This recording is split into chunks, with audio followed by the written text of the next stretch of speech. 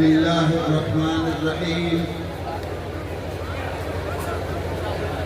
إن الحمد لله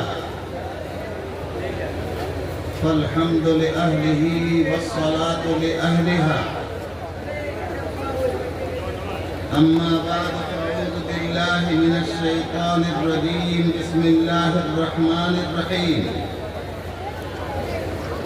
يا أيها الذين آمنوا إنما الخمر والميسر والأنصاب والأزلام رجس من عمل الشيطان فاجتنبوه لعلكم ترحمون صدق الله العظيم.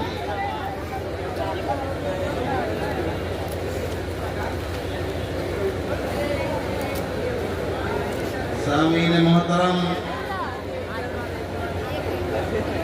قابل احترام حضرات علماء کرام،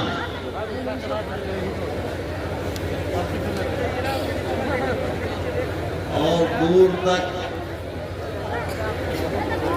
بے ترتیب غیر منظم حاضرین مجلس، اور جہاں تک آواز جا رہی ہے وہ میری تمام معزز خواتین جو اپنے گھروں میں اپنی چھتوں پر اور بالا خانوں میں بیٹھ کر کے یہ مبارک آوازیں سن رہی ہیں، وہ یقیناً قابل ستائش ہیں، اور خاص طور سے ہمارے سامنے اس مکتب اسلامیہ بڑہرہ گنج کے وسیع و عریض میدان میں جو ہمارے غیور باضمیر نوجوان نظر آ رہے ہیں، یہی تو اس قوم کے نیا کے کھیونہار ہیں، مستقبل ہیں، مگر شرط یہ ہے کہ یہ خود اپنی جگہ پر مستعد رہیں۔ ابھی جو منظر نظر آ رہا ہے یہ غیر مناسب انداز ہے۔ آپ بے انتہا حساس طبیعت کے مالک ہیں،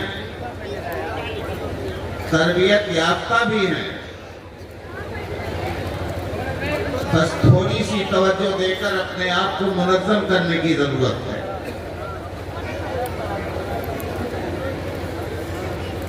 میں جہاں تک سمجھتا ہوں آج کوئی نئی بات نہیں ہے، یہ جو ہمارے نوجوان ساتھی ہمارے عزیز کھڑے نظر آ رہے ہیں، یقیناً ان کے سامنے بھی جہاں پر وہ کھڑے ہیں وہاں بھی فرش بچھا ہوا ہوگا۔ کاش کہ یہ لوگ بھی ترتیبوار بیٹھ جاتے تو میری نگاہ سڑک تک جا رہی ہے، لوگ بے چین ہیں، وہ اپنی جگہ ڈھونڈ رہے ہیں، اور آپ نے اگر محبت اور عظمت کے ساتھ مجھے کچھ موقع دیا تو میں چاہوں گا کہ آپ کی کچھ خدمت کر سکوں۔ زمانے دراز کے بعد آپ کے درمیان چند منٹ گفتگو کا مجھے موقع فراہم کرایا گیا ہے۔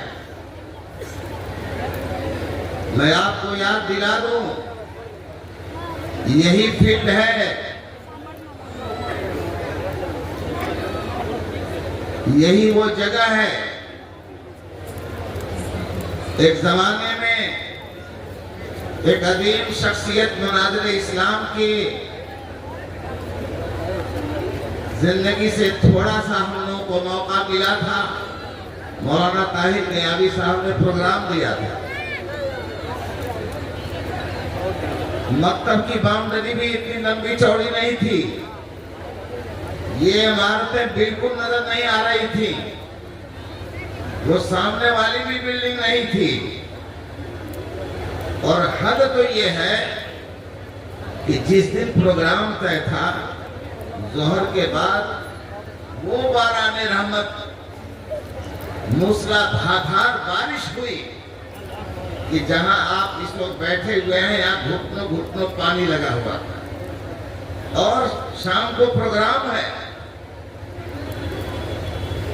ہمارے اکابر سارے موجود تھے، حضرت مولانا سعید الجماع صاحب رحمۃ اللہ علیہ، مولانا مسیح الجماع صاحب رحمۃ اللہ علیہ، صوفی محمد مصطفیٰ صاحب رحمۃ اللہ علیہ، مولانا ڈاکٹر ابراہیم صاحب، مولانا ہارون صاحب، یہ سارے اکابر موجود تھے، مولانا فیاض احمد صاحب۔ آج ان میں سے کوئی نہیں۔ اللہ سب کو غریب کے رحمت فرمائے، سبھی کو اللہ تعالیٰ ان کے آخری آرام گاہ کو جنت کا نمونہ اور جنت کا ٹکڑا نصیب فرما دے، نعمتوں سے نوازے، اپنا جوار رحمت میں جگہ نصیب فرمائے۔ اس وقت وہ سارے موجود تھے، اور مجھے یقین ہے کہ تھوڑی سی توجہ آپ دیں گے تو ان تمام حضرات کی روحانی توجہ آپ کے ساتھ آپ کے سروں پر سایہ پھیکن رہے گی۔ مولانا طاہر صاحب کو ریسیو کرنے کے لیے اکابر نے مجھے حکم دیا تھا، اور میں ان کو گورکھپور لینے گیا تھا۔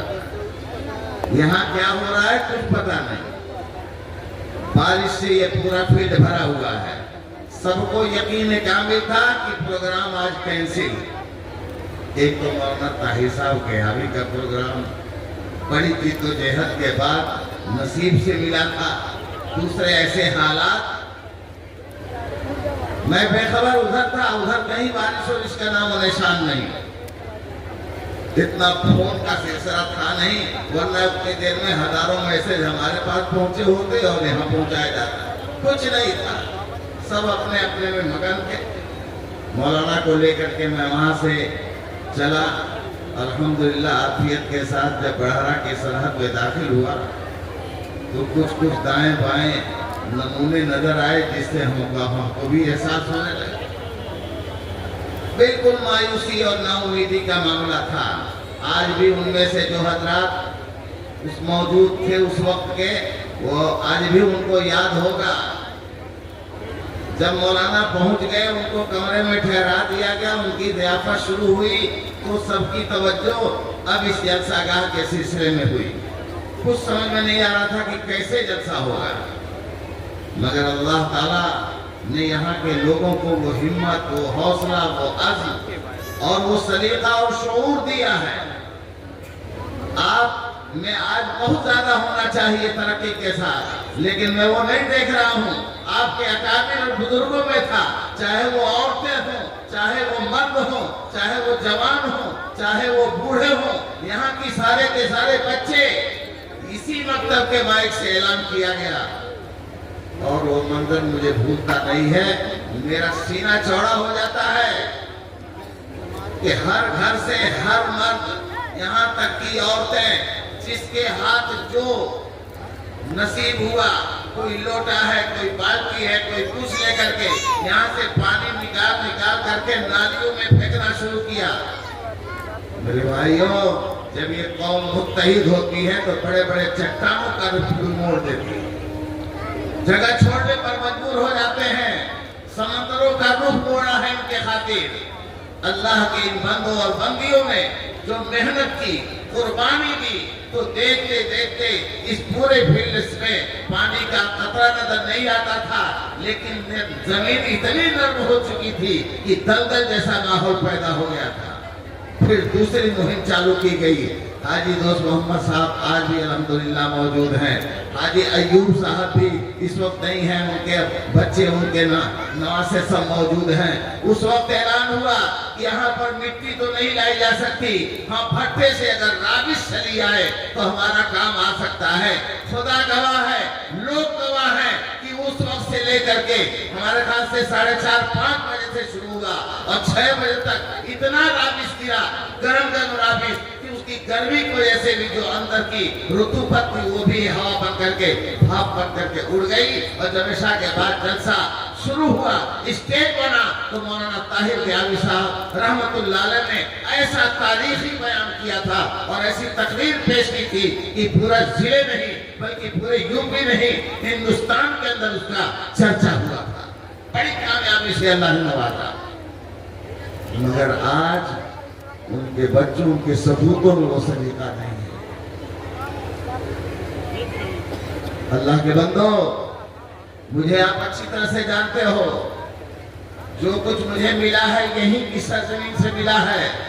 मैंने अपनी जवानी और नौजवानी के सारे अय्याम मदरसा इरशादुल उलूम के अंदर गुजारे हैं और जो हमारे अकाबिर हैं एक एक लम्हे की मेरी हरकतों से वाकिफ हैं। मैं अल्लाह का शुक्रगुजार हूँ। अल्लाह ने आपके बदौलत, आपकी दुआओं के बदौलत मुझे नवाजा, वो मकाम दिया जो शायद कहीं मुझे नसीब नहीं होता। आज वो अकाबिर नहीं हैं, आज वो हमारे बुजुर्ग नहीं हैं, लेकिन उनकी रूहानी तवज्जुहात और उनकी दुआओं का नतीजा आज हमारी जिंदगी में बाको बहार बनाए हुए है। मैं आपसे यही उम्मीद रखता हूँ, ये जो खड़े हुए नजर आ रहे हैं मेरे अजीजों, कम से कम अपने अकाबिर की याद में अपने इस मजमे को ऐसा संजीदा और बावकार बना दो कि आने वाला खतीब जो बड़े एजाज के साथ और बड़ी आरज़ू और तमन्ना के साथ बुलवाया गया है, मौलाना मुफ्ती जो आपके सादुल नजीब साहब बिल्कुल तैयार बैठे हैं, इंशाअल्लाह उनकी तकरीर से हम सब लोग फायदा उठाएंगे। मैं चंद मिनटों के लिए आपको सिर्फ समेटने और उजागर करने के लिए और आपको उस बावकार बनाने के लिए बैठा दिया गया हूँ। मैं बारहा कहा करता हूँ, आज उसको दोहराऊंगा नहीं, लेकिन ये कहा करता हूँ कि हम लोग की हैसियत स्टेशन पर खड़े रहने वाले उस तरह इंजन जैसी है जो दिन भर, रात भर और साल भर उसी गोरखपुर स्टेशन ही पर रहता है, न कभी बम्बई जाता है, न तो कलकत्ता जाता है, न मद्रास जाता है, न चेन्नई जाता है, बस गोरखपुर में रहता है। हाँ, इतना जरूर करता है कि अपनी मेहनत से एक एक डब्बे को जोड़ जोड़ करके पूरी ट्रेन को दिल्ली रवाना कर देता है, बॉम्बे रवाना कर देता है, चेन्नई रवाना कर देता है, सिकंदराबाद रवाना कर देता है, मद्रास रवाना करता है, जम्मू कश्मीर तक पहुंचा देता है, कलकत्ता बंगाल तक पहुंचा देता है, लेकिन खुद जहां का है वही रह जाता है। वही हाल हम लोग का है। हम आपको जोड़ करके वहां तक पहुंचाना चाहते हैं जहां तक पहुंचाने के लिए सादुल नजीब आपके लिए फराहम किए गए। आप उनके लिए अपने आप को मुनज़्ज़म कीजिए। मगर बैठा हूं तो बात सच्ची ज़बान पे लाएंगे, अपने होठों को सी नहीं सकते, जहर के घूंट पी नहीं सकते। यकीनन जो बात सच्ची होगी वो कहना पड़ेगा और कहना ही हक है आज का। ये आपके पीछे जो बैनर लगा हुआ है, आपके सामने मेरे पीछे है, मदरसा इस्लाहे मुआशरा के उन्वान से मुनक़िद किया गया है। इस्लाह मुआशरा है क्या भाई? समाज सुधार। एक बात तो तय है, इस पूरे मजमे में से कोई इनकार नहीं कर सकता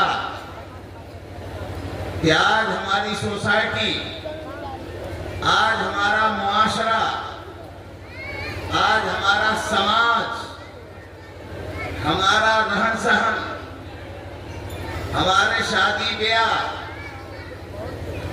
हमारा मिलना जुलना, लेन देन, मामला, चाहे अपने से हो चाहे गैरों से हो, चाहे करीबों में हो, करीबियों में हो या दूर वालों में हो, ये हमारा रहन सहन मुआशरा जो है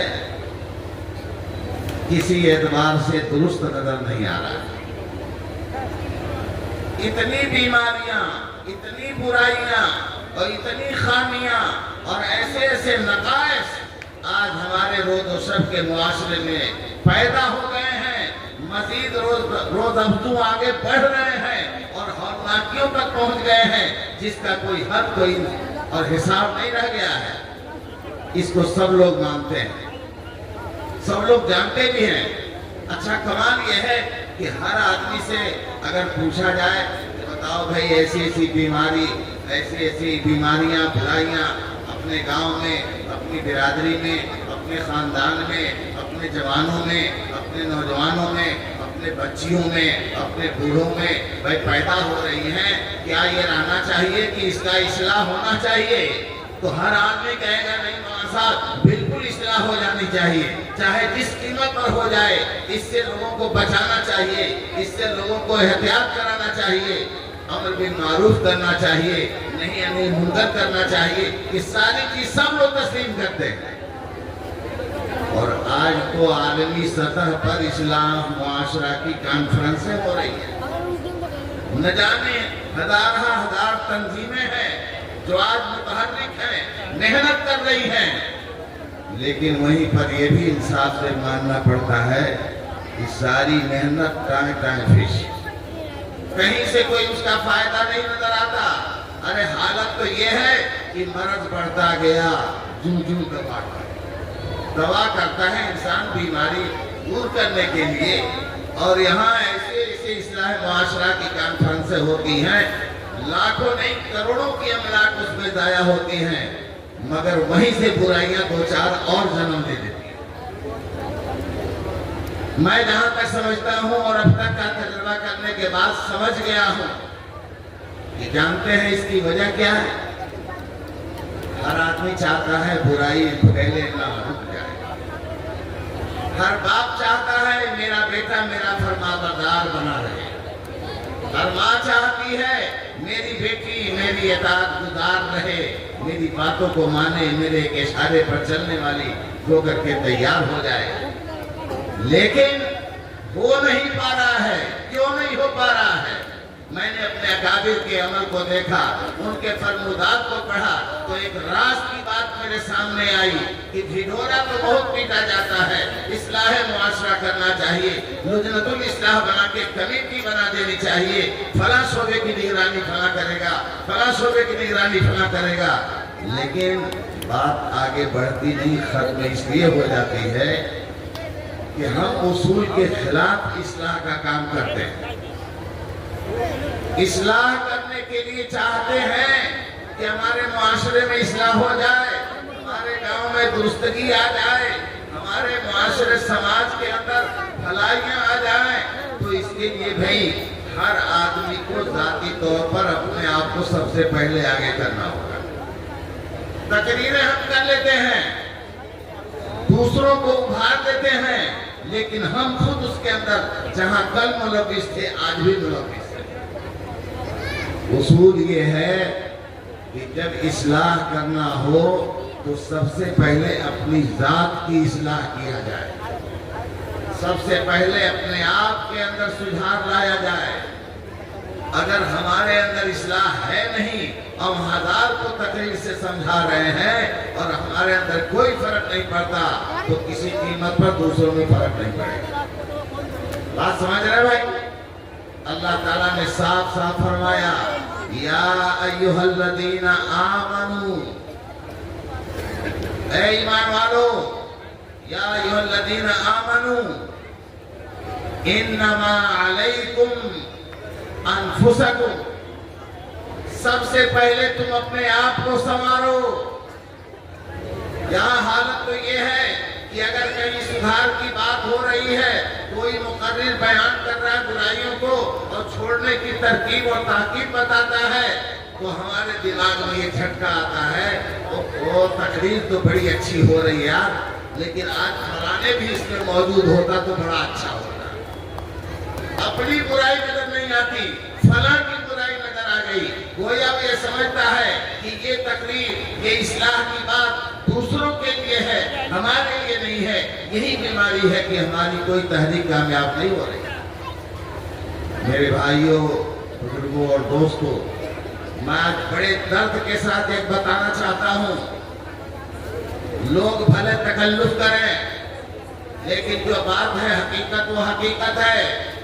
आपको मालूम होना चाहिए, आप भले अपनी ज़बान से ना बोलें, मैं बोल रहा हूँ, आज सबसे ज्यादा अगर हमारे मुआशरे के अंदर गंदगी है तो उम्मुल खबाइस का शौक, नापाक शौक पैदा हो गया है। शराब नोशी, یہ مسلمان بچے کر رہے ہیں۔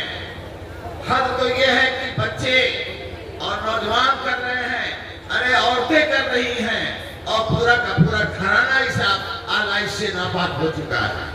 بتائیے، جہاں پر ذمہ دار شراب پی رہا ہو، ذمہ دار جوا کھیل رہا ہو، ذمہ دار ایسے ایسے فواحش کو انجام دے رہا ہو، تو اس کی آنے والی نسلوں اور اولادوں سے کس خیر کی آپ امید کر سکتے ہیں؟ میرے بھائیوں، قرآن نے نشے سے منع کیا۔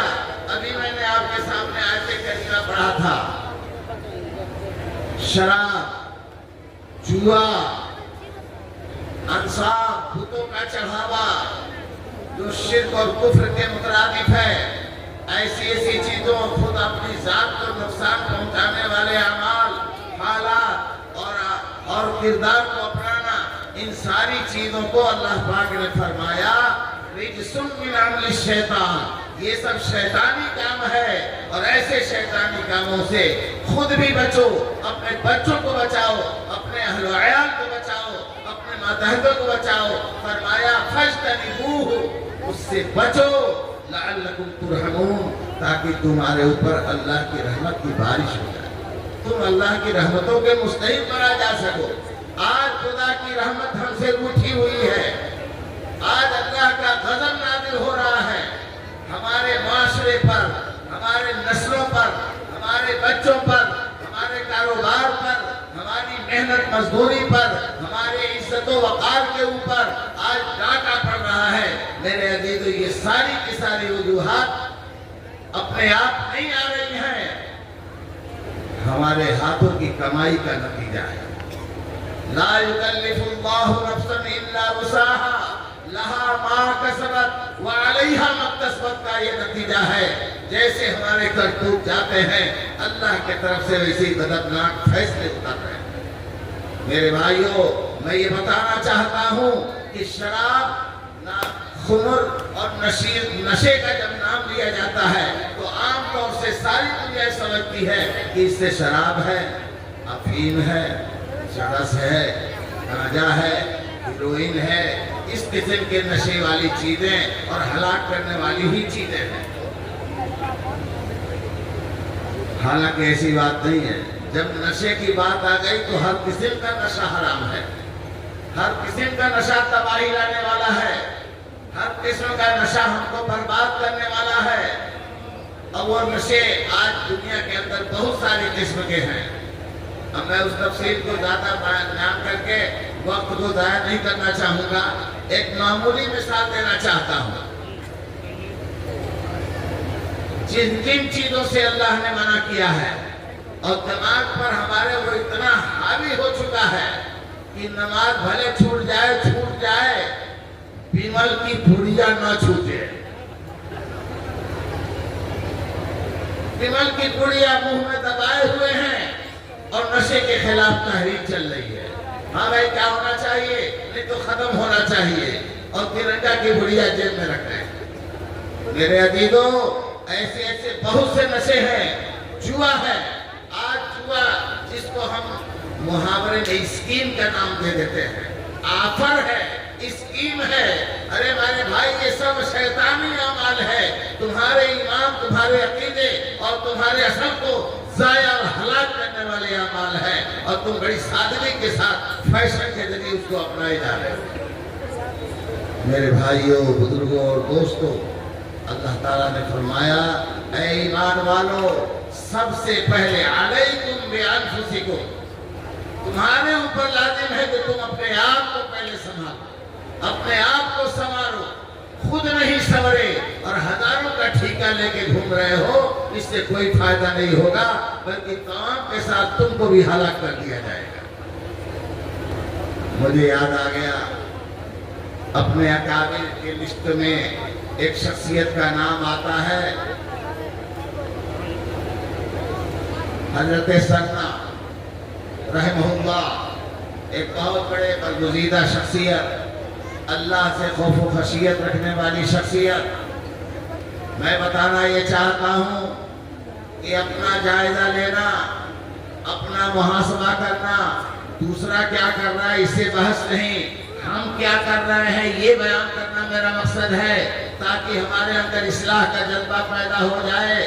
میرے عزیزو، ساری دنیا دوسروں کی اصلاح کی فکر میں لگی ہوئی ہے اور اپنے آپ کی ذات کو بھلا رکھی ہے۔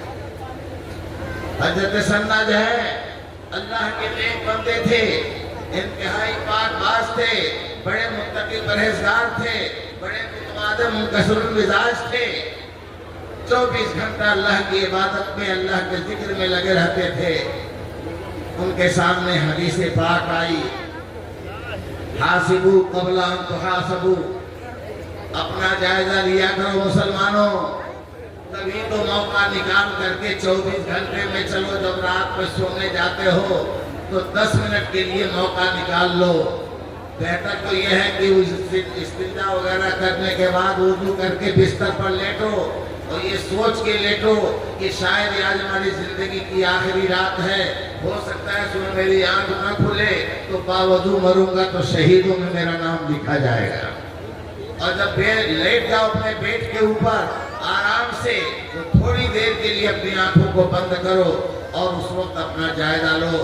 یا اللہ، آج صبح کی کرن میں نے دیکھا اور اس وقت لے کر کے سورج کی کرن کے ڈوبنے اور شام ہونے تک میں نے اتنی نیکیاں کی ہیں۔ میں اللہ تیری دربار میں پہنچ کر تیرے احکامات کو بجا لایا، اتنے غریبوں کو ہاتھ پکڑ کر کے راستہ دکھلایا، اتنے بے سہاروں کا میں سہارا بنا، اتنے لوگوں کو میں نے اپنے مال و دولت سے مدد کی ہے، اتنے لوگوں کو میں نے دعائیں دی ہیں۔ یاد ہے دوسرا لائن سے ہے کہ میری وجہ سے اللہ فلاں فلاں کا دل دکھا ہے، اس کے اوپر میں شرمسار ہوتا ہوں، میں نے یہ گناہ کیا، میں نے وہ غلطی کی۔ اے میرے رب پالنہار، اے مجھ کو بخشنے والے اور میرے گناہوں سے مجھ کو توبہ کی توفیق دینے والے، میرے ان غلطیوں کو معاف فرما دے۔ اسی کو کہا جاتا ہے اپنا جائزہ لینا، اپنا محاسبہ کرنا۔ اللہ کے حبیب نے فرمایا، حاسبو قبل ان تحاسبو، اپنا محاسبہ کر لو، اپنی زندگی کا جائزہ لے لو، کس پوزیشن میں تم جا رہے ہو، اچھائی کی طرف یا ہلاکت کی طرف۔ یہ جائزہ لینا اور یہ محاسبہ کرنا ایک سنت کا عمل ہے جو ہم سب کے اوپر واجب ہے۔ میرے دوستو، یہ نبی کی ایک سنت کو ادا کر لو گے تو میرا دعویٰ ہے اس ایک سنت کے صدقے میں خدا تمہارے نسلوں تک کو ہدایت کی توفیق نصیب فرمائے گا۔ مگر کر کے دیکھو۔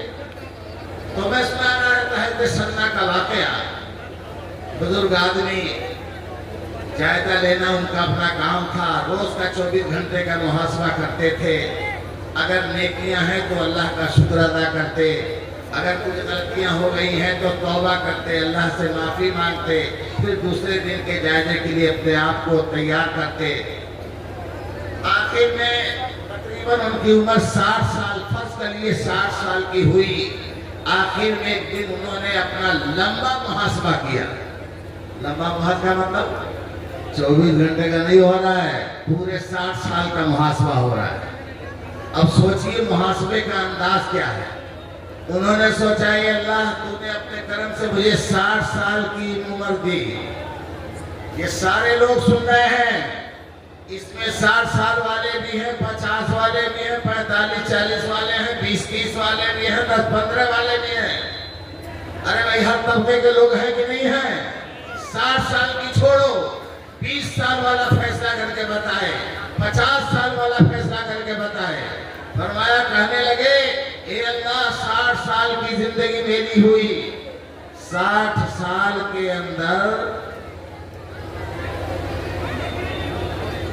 کتنے دن ہو گئے؟ ایک سال میں کتنے دن ہوتے ہیں؟ ارے بولو بھائی، ایک سال میں کتنے دن؟ چلو جو آپ کو مانا 360 مانیے، 365 مانیے، لیکن ان کے حساب سے 60 سال میں 21,500 دن ہوتے ہیں۔ 60 سال میں کتنے دن ہو گئے؟ 21,500 دن، اور ہر دن صرف ایک گناہ ہم سے ہوا ہے۔ مان لیجیے ایک گناہ ہے تو 60 سال میں کتنے ہو گئے؟ 21,500 گناہ ہوئے۔ یہ اس شرط پر ہے کہ اتنے غلطی ہو، یہاں تو غلطیوں کا کھجوٹ لے کے ہم لوگ گھوم رہے ہیں۔ آنکھ کھلی صبح، وہیں سے شروع ہوتا ہے، وہیں سے ہماری کہانی شروع ہوتی ہے، اور شام کو سونے سے پہلے جو آدھی موت کہلاتی ہے، اس کے بعد بھی نہ جانے کتنے گناہ کے پروگرام ہم بنا دیتے ہیں۔ میرے بھائیوں، یہ سوچتے سوچتے حضرت سنا رحمت اللہ علیہ سن ہو گئے۔ انہوں نے سوچا ایک دو غلطی ہو تو اصلاح ہو سکتی ہے، ایک دو کمی ہو تو اصلاح ہو سکتی ہے۔ میں بہت پہلے سے یہ کہا کرتا ہوں کہ ایک دو زخم ہو تو جسم ہے سارا چھلنی، ایک دو زخم نہیں، جسم ہے سارا چھلنی۔ درد بیچارہ پریشان ہے کہاں سے اٹھے۔ آج عالم یہ ہے کہ مسلمانوں کا روش، مسلمانوں کا معاشرہ، مسلمانوں کا سماج، ان کے صبح، ان کے شام، ان کی راتیں، ان کے دن، ان کا تنہائی، ان کا مجمع، ان کا ہر حال اتنا داغدار ہو چکا ہے، اتنی خرابیاں آ چکی ہیں، پورا بدن ناسور بن چکا ہے، ہر جگہ سے پیپ نکل رہی ہے، ہر جگہ سے ٹیس اٹھ رہی ہے۔ درد بیچارہ پریشان ہے کہاں سے اٹھے۔ ان کا علاج ناممکن ہے۔ یاد رکھو پورے معاشرے کا علاج صرف ایک شکل میں ہو سکتی ہے کہ ہر آدمی اپنے طور پر سب سے پہلے اپنا محاسبہ شروع کر دے، اپنی جانچ شروع کر دے، اپنا توبہ شروع کر دے، اپنی اصلاح شروع کر دے۔ یقین جانو اسی میں اللہ نے کامیابی رکھی ہے، اور پوری کی پوری قوم کا اصلاح خدا اس کے بدل نصیب فرما دیتے ہیں۔ بے شک حضرت سنا یہ سوچتے سوچتے اللہ کا خوف ایسا طاری ہوا، ایسی خشیت طاری ہوئی، ایسا غم ان کو لگا، ایسا ملال اور صدمہ ان کے دماغ پر پہنچا کہ اللہ تعالیٰ کے حضور اپنی جان آفرین کو حوالے کر دیا، ان کا انتقال ہو گیا۔ ایسا کوئی محاسبہ کر سکتا ہے؟ اپنا محاسبہ، حساب کتاب، جائزہ ایسا لینا، اس طریقے کا جائزہ لیا کہ اپنی جان ہی اللہ کے حوالے کر دیا۔ اے اللہ، ایک دو گناہ نہیں ہے، گناہوں کا انبار ہے، تو بڑا جبار ہے، تو بڑا غصے والا ہے، تو بڑی طاقت والا ہے۔ اے اللہ، ہمارا کیا ہوگا؟ ایک دو گناہ نہیں ہے، ہماری زندگی میں 21,500 ایک دن ایک گناہ کے ذریعے سے ہو رہا ہے۔ ہماری زندگی میں تو روزانہ ہزاروں گناہ ہو رہے ہیں، ہزاروں گناہوں کے پروگرام چل رہے ہیں۔ اے اللہ، ہمارا کیا ہوگا؟ ایسا اٹیک سینے پر ہوا، دل پر ہوا، برداشت نہیں کر سکے اور اللہ کو حضور اپنی جان قربان کر دی۔ میرے بھائیوں، میں یہ بتانا چاہتا ہوں، میں یہ سمجھانا چاہتا ہوں کہ اگر اصلاح چاہتے ہیں معاشرے کے اندر تو ہر شخص کو اپنا اپنا محاسبہ کرنا ہوگا۔ دوسروں کو کی کمیوں کو سمجھ کر اس کے لیے اصلاح کو منسوخ کرنے سے بہتر یہ ہے کہ آپ یہ سمجھیں کہ سب سے زیادہ گناہگار میں ہوں۔ آپ کو ایک راز کی بات بتاؤں، نماز کے اندر آپ قیام کرتے ہیں، رکوع کرتے ہیں، سجدے کرتے ہیں، سورہ فاتحہ کی تلاوت کے ساتھ قرأت قرآن بھی کرتے ہیں، چاہے 2 رکعت کی نماز ہو یا 3 کی ہو یا 4 کی۔ آخری قاعدے کے اندر تحیات اور درود کے بعد ایک کوئی اور بھی دعا پڑھی جاتی ہے۔ اب وہ کون سی دعا ہے ہم کو تو نہیں پتا ہے، پہلے یاد تھا، بڑھارا میں تھا تو جب سے آج گیا ہوں وہ بھول گیا ہے، سوچا ہوں چل کے بڑھارا ہی میں پوچھ کے یاد کروں گا۔ بتاؤ بھائی، آخری قاعدے کے اندر تحیات اور درود کے بعد کوئی دعا ہے؟ کون پڑھ کے سنائے گا؟ ارے بھائی کوئی تو سنا دو۔ کہتے ہیں عورتوں کے پاس نازل ہوتا ہے، گانا گانے کے لیے 4 عورتوں کو بیٹھا دو نا تو نازل ہوتا ہے، مگر اسی وقت ہوتا ہے جب کوئی کڑھانے والی کڑھا دیتی ہے۔ پہلے تو کسی کو نہیں منہ کھولتا، اگر کسی نے بے غیرتی سے ایک شعر پڑھ دیا نا تو پھر تو دیوان متنبی بھی جمع ہو جاتا ہے وہاں پر۔ یہی حال ہے، کوئی تو کہو دعائے مسورہ کیا ہے؟ اللہم انی ظلمت نفسی ظلما کثیرا۔ پڑھتے بھی ہیں آپ ماشاءاللہ، ہر نماز کے قاعدہ اخیرہ میں پڑھتے ہوں گے، مگر آج تک توفیق نہیں آئی ہوگی کہ اس کا شان نزول بھی معلوم کر لیں کہ کہاں سے آیا ہے، یہ کس کی روایت ہے۔ کہاں سے آیا ہے، اس کا پڑھنا نماز میں کتنا ضروری ہے، سنت ہے، فرض ہے، واجب ہے، کیا ہے، تفصیل سے پڑھیے گا، معلوم کیجیے گا۔